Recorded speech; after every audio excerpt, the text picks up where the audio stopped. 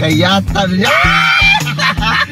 May mga ilang riders na parang akala mo sila ang may-ari ng kalsada. Liliko muna bago titingin. Counterflow, walang pake kahit delikado. Pero teka lang, ang tadhana may sariling traffic enforcer. At sa video na to, makikita mo kung paano sila turuan ng leksyon instantly. Sabay-sabay nating panoorin ang mga kamote riders na pasaway sa kalsada na agad binawian ng karma.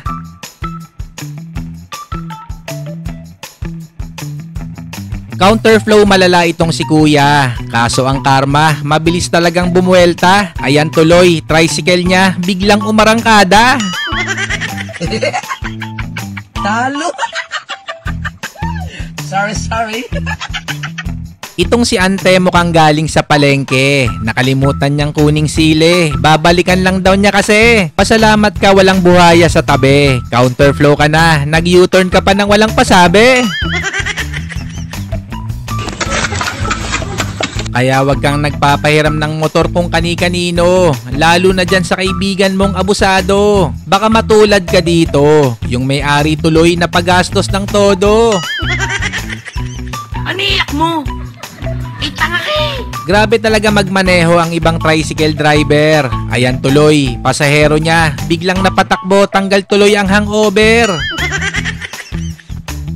Bagong biling motor ni Oscar, ipinagyabang agad sa daan. Walang tigil sa kakabomba. Sundalo tuloy, siya ay nabigwasan.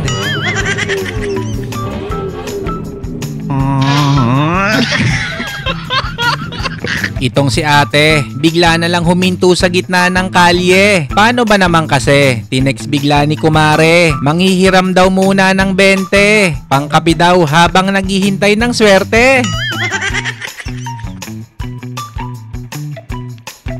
Galawan ng ibang tricycle driver, natutunan ni kuya. Liko muna bago lingon. Pag nasalpok ka sigurado hindi ka nababangon. Kung ganito ka din magmaneho, simulan mo nang magbago para hindi po tayo nakakaperwisyo.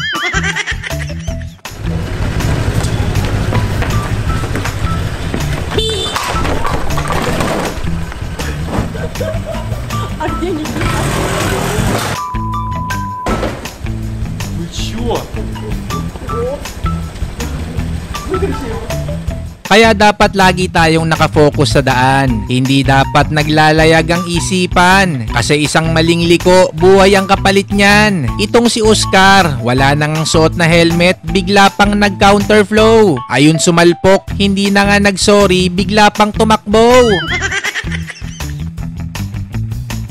Bagong bili niyang motor na hulugan, ipinagkatiwala kay pare. Easy lang daw yan itawid, kaso pag nahulog, ikaw ay mapapasisid.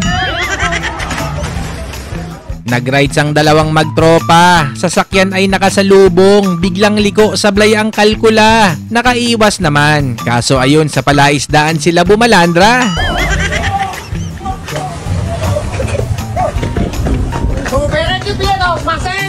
Mag-ingat sa ganitong mga kamote rider. Pag overshoot sa kurbada, normal na lang sa kanila. Kaya dapat laging alerto ka. Dahil pag tinamaan ka nila, damay ka pa. Holy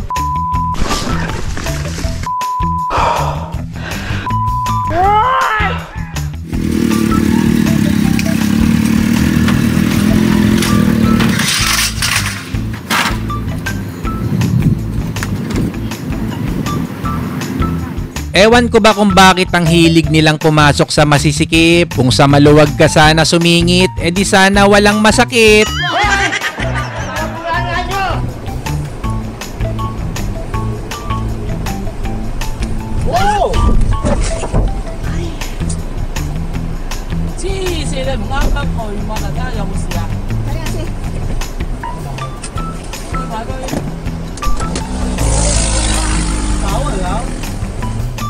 Pitong segundo, nakita niya ang daan pa impyerno.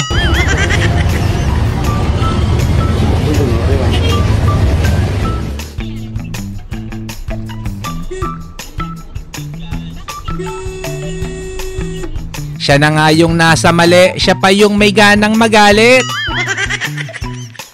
Kawawa naman si tropa, first time sumama sa rides na budol pa. Kaya pala nagtataka siya, bakit enduro dala ng mga tropa niya?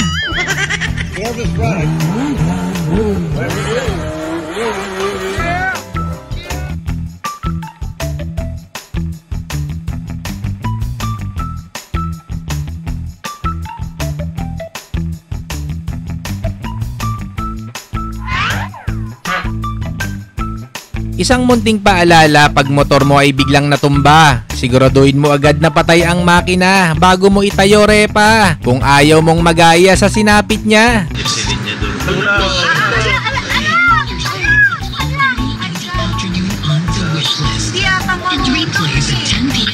Tunay na nakakaumay itong mga kamoteng mahilig mangdamay. Kung gusto nyong bumangking-banking sa racetrack nyo gawin, lagi nating alalahanin ang mga mahal sa buhay natin na naghihintay sa araw-araw ng ating pagdating.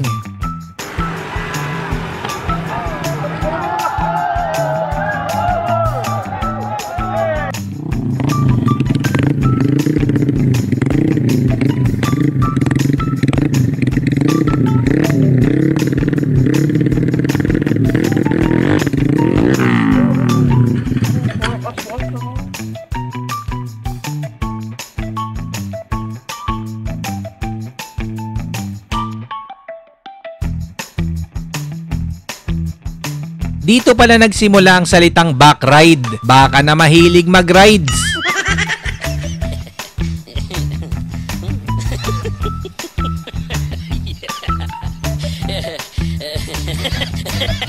Sitting pretty daw si ate habang nasa biyahe. Driver niya, biglang nakaidlip ng walang pasabi. Muntik na tuloy silang paglamayan sa kanilang garahe.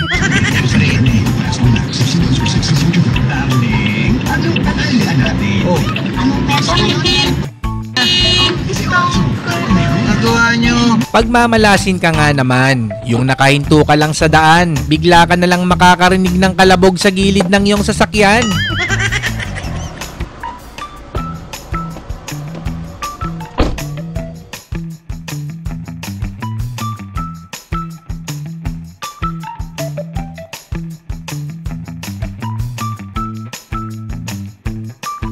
Mas nakakatakot ata to kesa sa multo. Akalain mo, motorsiklo sasalubong sa'yo ng walang tao. Mapapakamot ka na lang talaga sa ulo.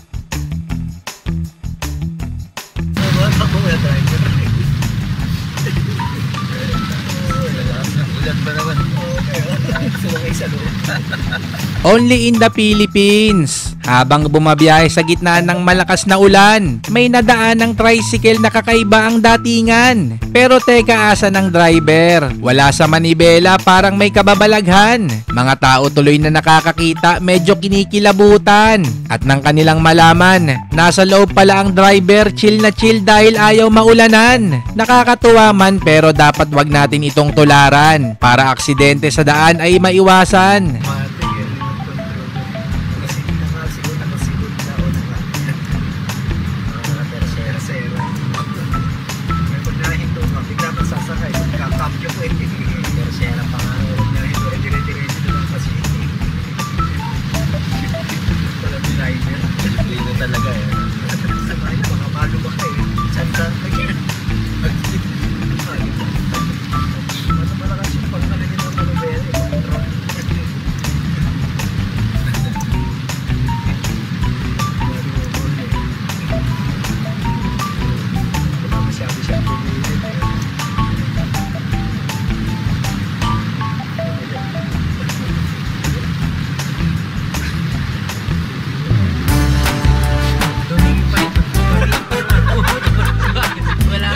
Salamat ulit sa inyong panonood. Kung na-enjoy mo ang video to, baka naman pwedeng makahingi ng isang like at subscribe. Kita-kits tayo ulit sa next video.